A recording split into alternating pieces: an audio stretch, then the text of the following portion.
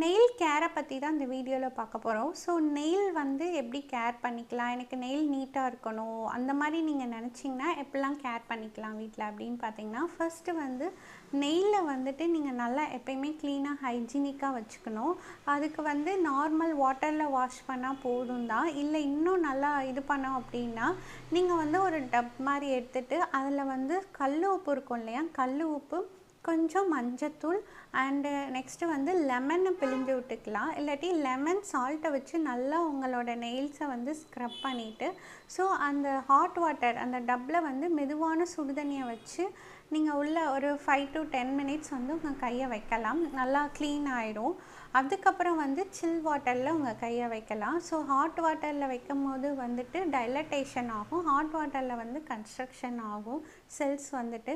So அப்போ வந்து உங்களுக்கே அந்த ஸ்கின்னெல்லாம் வந்து நல்லா க்ளீனாக இருக்கும். உங்களுக்கு வந்துட்டு ஹாட் வாட்டரில் வந்து கல் உப்பு, மஞ்சள் அண்ட் லெமன் போட்டுக்கலாம். ஸோ அதே இதில் கொஞ்சம் லெமன் எடுத்து சால்ட்டை வச்சு ஸ்க்ரப் பண்ணலாம். இது வந்து லைக் பெடிக்யூர் மெனிக்யூர் மாதிரி தான். ஸோ இதை நீங்கள் வீட்டிலே வந்து பண்ணலாம். நீங்கள் டெய்லி வந்து ஷூ சாக்ஸ் அந்த மாதிரி போடுறீங்க அப்படின்னா உங்கள் ஸ்கின் ப்ரீத் இல்லாமல் ரொம்ப வந்து ஸ்மெல் வரும் காலில். அவங்களுமே இந்த டெக்னிக்கை வந்து ஃபாலோ பண்ணலாம். இன்னொன்று, நிறையா பேர் வந்து வெளியே வேலைக்கு போயிட்டு வந்து அவங்க காலை கவனிக்கிறதே இல்லை, நல்லா க்ளீன் பண்ண மாட்டாங்க.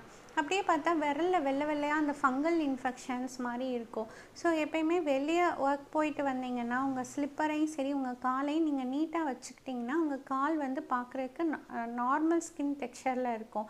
விரலும் சரி நகமும் சரி நீங்கள் கண்டுக்காமல் அப்படியே வெளியே போய் சுற்றிட்டு வர்றது, விளாண்டுட்டு வர்றது மண்ணில், தென் ப்ராப்பராக க்ளீன் பண்ணாமல் பெட்டில் ஏறும்போது கொஞ்ச நாள் கழித்து உங்கள் காலை பார்த்தா நீட்டாகவே இருக்காது, ஹைஜீனிக்காகவும் தெரியாது. ஸோ நீங்கள் ப்ராப்பராக மெயின்டைன் பண்ணணும்.